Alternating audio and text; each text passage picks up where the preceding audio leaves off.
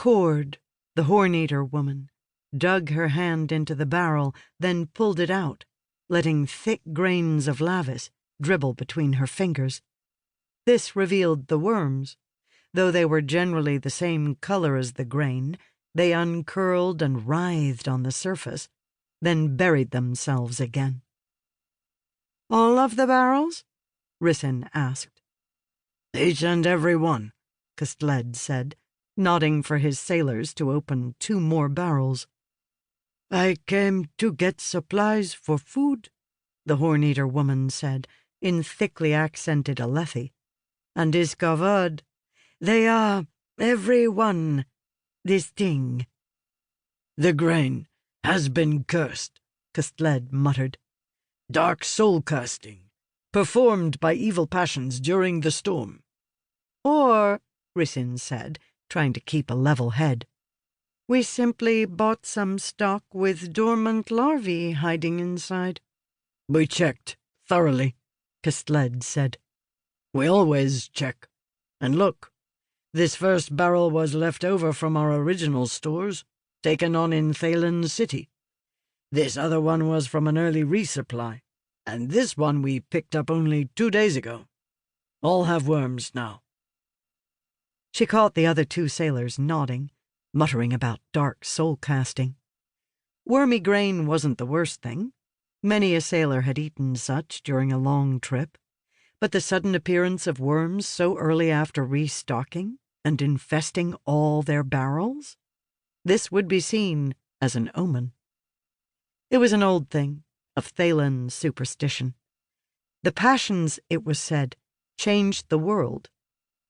"Spontaneous genesis has been disproven multiple times, Armsman," Rysn said to Kastled.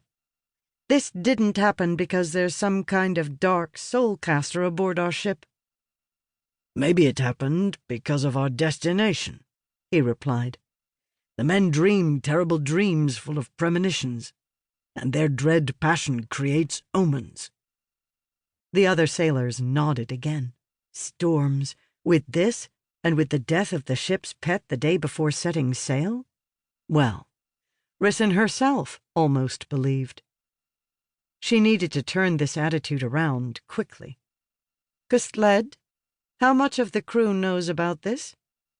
"All of them, Rebsk," he replied, glancing toward the horn-eater woman. "My sorrows," Cord replied. "I did not know this thing was... he was bad. I asked others." "It is done," Rysn said, turning to Nickley. "To my cabin, quickly."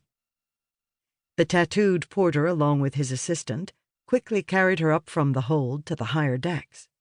Yes, Rysn could imagine the convenience of a small lift, working via Fabrial. When she reached her cabin, she found the Lopen waiting for her. "Something wrong, Gansha?" "Corrupted food stores," Rysn said.